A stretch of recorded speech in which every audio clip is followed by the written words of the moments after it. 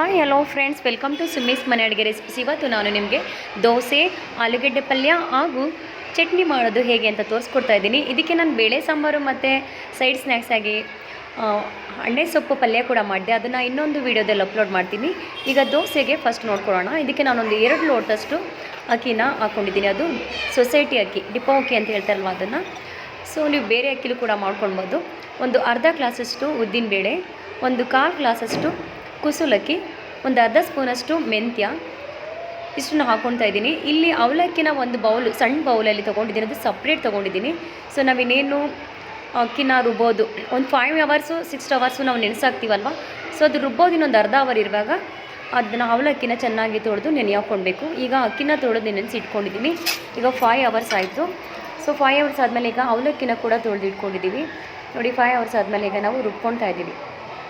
ಈಗ ನೀವು ಈವ್ನಿಂಗೇ ರುಬ್ಕೊಂಡು ಬಿಡಬೇಕು. ನಾಳೆ ಮಾಡ್ತೀನಂತ ಅಂದರೆ ಇವತ್ತು ಒಂದು ಮಧ್ಯಾಹ್ನ ಅಥವಾ ಬೆಳಿಗ್ಗೆ ನೆನೆಸಿಕ್ಬಿಟ್ರೆ ಸೊ ಈವ್ನಿಂಗ್ ಒಂದು 5 o'clock ಅಥವಾ 6 o'clock ಅಷ್ಟರಲ್ಲಿ ರುಬ್ಕೊಂಡು ಬಿಡಬೇಕು.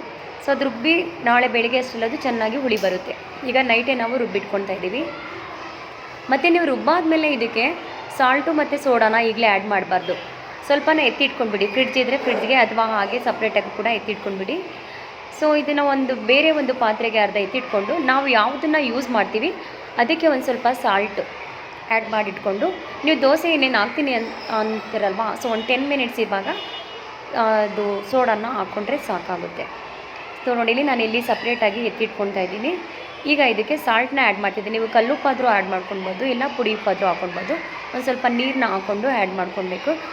ಸೊ ನೀವು ತುಂಬಾ ತೆಳ್ಳಗೆ ಇರಲಿ ಕನ್ಸಿಸ್ಟೆನ್ಸಿ. ನಿಮಗೆ ಇಡ್ಲಿಗೆ ಅಥವಾ ಪಡ್ಡುಗೆ ಬೇಕಂದರೆ ಸ್ವಲ್ಪ ಗಟ್ಟಿಯಾಗಿ ಅದು ರವೆ ಥರ ಅಕ್ಕಿ ಸಿಗೋ ಥರ ರುಬ್ಕೊಳ್ಬೇಕಾಗುತ್ತೆ. ದೋಸೆಗೆ ನುಣ್ಣು ರುಬ್ಕೋಬೇಕು. ಈಗ ಚಟ್ನಿ ನೋಡ್ಕೊಳ್ಳೋಣ.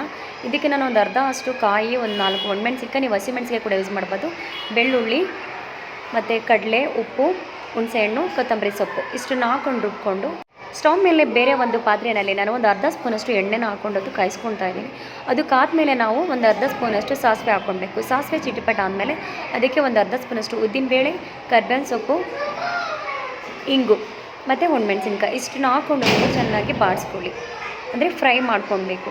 ಈ ಫ್ರೈ ಮಾಡಿರೋದಕ್ಕೆ ನಾವು ರುಬ್ಬಿರೋವಂಥ ಚಟ್ನಿನ ಮಿಕ್ಸ್ ಮಾಡ್ಕೊಳ್ಬೇಕು. ಕನ್ಸಿಸ್ಟೆನ್ಸಿ ನಿಮ್ಗೆ ಹೇಗೆ ಬೇಕು ನೋಡ್ಕೊಳ್ಳಿ.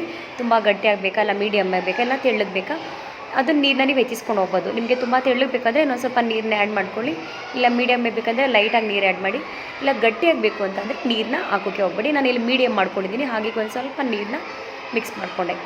ಈಗ ಇನ್ನೊಂದು ಪಾನ್ನ ನಾನು ಸ್ಟವ್ ಮೇಲೆ ಇಟ್ಕೊಂಡು, ಚಟ್ನಿ ರೆಡಿ ಆಯ್ತಲ್ವ, ಈಗ ಪಲ್ಯ ಮಾಡ್ಕೊಳ್ಳೋಣ, ಆಲೂಗಡ್ಡೆ ಪಲ್ಯನ. ಸೊ ಪಾನ್ ಮೇಲೆ ಈಗ 2 ರಿಂದ 3 ಸ್ಪೂನಷ್ಟು ಆಯಿಲ್ನ ಹಾಕ್ಕೊಳ್ಳಿ. ನಿಮಗೆ ಆಯಿಲ್ ಜಾಸ್ತಿ ಇದ್ದರೆ ಒಂದು 3 ಸ್ಪೂನ್ ಹಾಕ್ಕೊಳ್ಳಿ, ಇಲ್ಲ ಕಡಿಮೆ ಬೇಕು ಅಂತ ಅಂದರೆ 2 ಸ್ಪೂನಷ್ಟು ಆಯಿಲ್ನ ಹಾಕ್ಕೊಂಡು ಸಾಸಿವೆ ಹಾಕ್ಕೊಳ್ಬೇಕು. ಸಾಸಿವೆ ಚಿಟಪಟ ಆದಮೇಲೆ ಕಡಲೆಬೇಳೆ ಮತ್ತು ಉದ್ದಿನಬೇಳೆ 1 ಸ್ಪೂನ್ ಹಾಕ್ಕೊಳ್ಳಿ.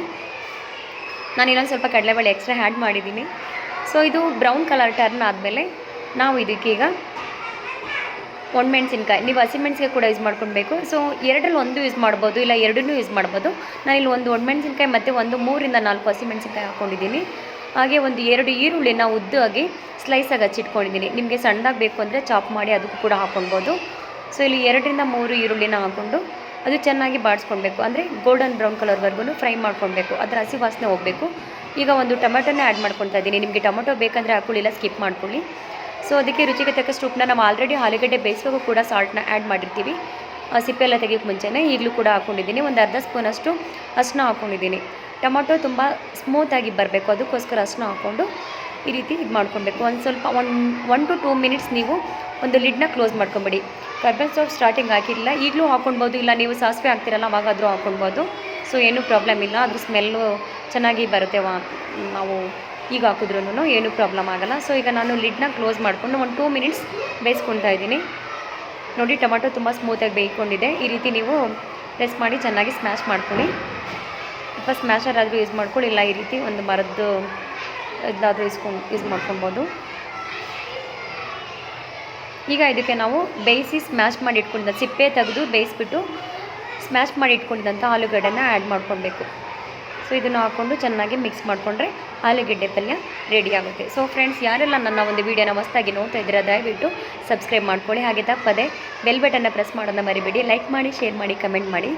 ಹೇಗೆ ಬಂತು ಅಂತ ನನ್ನ ಒಂದು ಕಮೆಂಟ್ ಸೆಕ್ಷನಲ್ಲಿ ಕಮೆಂಟ್ ಮಾಡಿ ತಿಳಿಸಿ. ಈಗ ನಾನು ಇದಕ್ಕೆ ಒಂದು ಕೊತ್ತಂಬರಿ ಸೊಪ್ಪನ್ನ ಎಲ್ಲ ಕಡೆ ಉದುರಿಸ್ಕೊಂಡು ಅದನ್ನ ರೆಡಿ ಮಾಡಿ ಇಟ್ಕೊಂಡೆ. ಸೊ ಆಲೂಗಡ್ಡೆ ಪಲ್ಯ ರೆಡಿ ಆಯಿತು. ಈಗ ಪಕ್ಕದ ಸ್ಟವ್ ಮೇಲೆ ನಾನು ಹಂಚು ಇಟ್ಕೊಂಡಿದ್ದೆ. ಅದು ಹಂಚು ಕಾದಾದಮೇಲೆ ದೋಸೆನ ಹಾಕ್ಕೊಳ್ತಾ ಇದ್ದೀನಿ. ದೋಸೆಗೆ ಹಿಟ್ಟೆಲ್ಲ ನಾನು ರುಬ್ಬಿದ್ದನ್ನ ಫಸ್ಟ್ ತೋರಿಸಿದ್ದೀನಿ. ಈಗ ದೋಸೆನ ನಿಮಗೆ ತೆಳ್ಳಗೆ ಬೇಕಾದರೂ ಹಾಕ್ಕೊಳ್ಬೋದು, ಇಲ್ಲ ಮೀಡಿಯಮಾಗಿ ಹಾಕ್ಕೊಳ್ಬೋದು, ಇಲ್ಲ ನೀವು ಈ ರೀತಿ ಚಿಕ್ಕದಾಗೂ ಹಾಕ್ಕೊಳ್ಬೋದು. ನಿಮ್ಗೆ ಯಾವ ರೀತಿ ಬೇಕು, ಸೆಟ್ ದೋಸೆ ಬೇಕಾ ಇಲ್ಲ ಪ್ಲೇನಾಗಿ ರೋಸ್ಟೆಡ್ ಬೇಕಾ ಅಂತ ನೀವೇ ನಿರ್ಧಾರ ಮಾಡ್ಕೊಳ್ಳಿ. ನಾನಿಲ್ಲಿ ಮೀಡಿಯಮಾಗಿ ಹಾಕ್ಕೊಳ್ತಾ ಇದ್ದೀನಿ, ಬಾಕ್ಸಿಗೆ ಬೇಕು ಅದಕ್ಕೋಸ್ಕರ. ಈ ರೀತಿ ಹಾಕ್ಕೊಂಡು 1 ಸ್ಪೂನಷ್ಟು ಎಣ್ಣೆನ ಸ್ಪ್ರೇ ಮಾಡಿಕೊಂಡ್ರೆ ಸೊ ದೋಸೆ ಕೂಡ ರೆಡಿ ಆಗುತ್ತೆ. ಇಷ್ಟೇ ಫ್ರೆಂಡ್ಸ್. ಹಾಗೆ ಬೇಳೆ ಸಾರು ಮತ್ತು ನಾನು ಅಣ್ಣೆ ಸೊಪ್ಪು ಪಲ್ಯನ ನೆಕ್ಸ್ಟ್ ವೀಡಿಯೋದಲ್ಲಿ ಅಪ್ಲೋಡ್ ಮಾಡ್ತೀನಿ. ಹೇಗೆ ಬಂತು ಅಂತ ನೀವು ಕೂಡ ಮಾಡಿ ನನಗೆ ಒಂದು ಕಮೆಂಟ್ ಸೆಕ್ಷನಲ್ಲಿ ಹೇಳಿ. So thanks for watching my channel. Please keep supporting on me. So my son was eating, yeah, I was feeling so happy. Thank you.